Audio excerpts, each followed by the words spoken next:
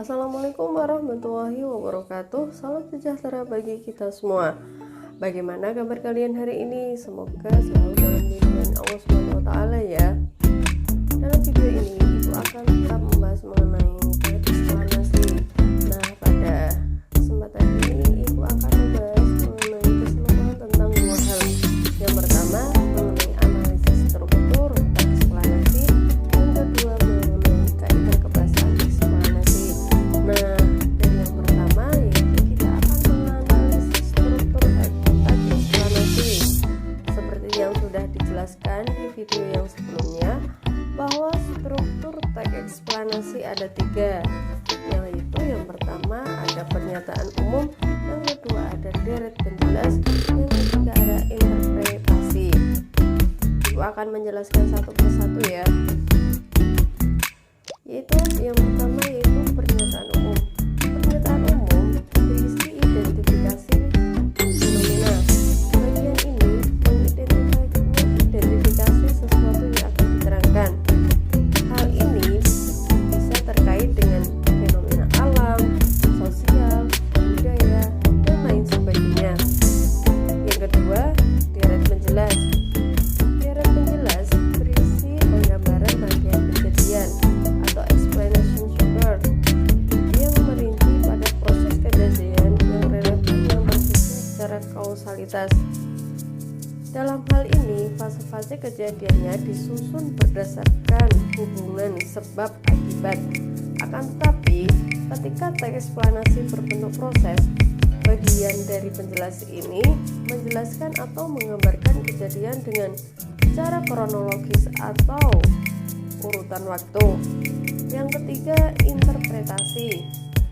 Interpretasi merupakan berisi ulasan atau review berupa komentar-komentar atau penilaian tentang konsekuensi atas kejadian yang dipaparkan sebelumnya. Sekarang kalian perhatikan contoh teks eksplanasi berikut ya. Teks ini berjudul Banjir dan terdiri dari 3 paragraf. Mari sama-sama kita menganalisis ya, mulai dari pernyataan umum, deret penjelas, dan interpretasi. Nah, tepat sekali.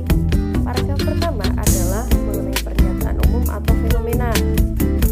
Paragraf kedua adalah deret penjelas, dan paragraf yang terakhir atau ketiga yaitu berisi mengenai interpretasi. Bagaimana? Mudah kan anak-anak? Cara menganalisis struktur teks eksplanasi? Saya yakin kalian pasti sudah bisa dong. Setelah ini kita akan membahas mengenai kaidah kebahasaan yang digunakan dalam teks eksplanasi. Yaitu yang pertama, banyak menggunakan kata yang bermakna denotatif atau sesungguhnya. Yang kedua, banyak menggunakan konjungsi kausalitas seperti sebab akibat, oleh karena itu, sehingga, sepertinya, dan karena. Yang ketiga yaitu banyak menggunakan konjungsi kronologis, misalnya hubungan waktu seperti kemudian, setelah itu, pada akhirnya. Ini khusus untuk teks eksplanasi ya, yang pola penyajiannya bentuk proses atau kronologis, serta banyak menggunakan keterangan waktu. Contohnya pada bulan ke-5, pada bulan ke-6, 1 minggu, dan seterusnya.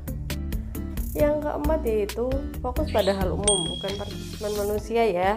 Contohnya tsunami, banjir, gempa bumi, dan lain sebagainya. Yang kelima yaitu banyak menggunakan kata kerja aktif, misalnya menyapu, membersihkan, dan lain sebagainya. Yang keenam yaitu banyak menggunakan kata istilah atau teknis.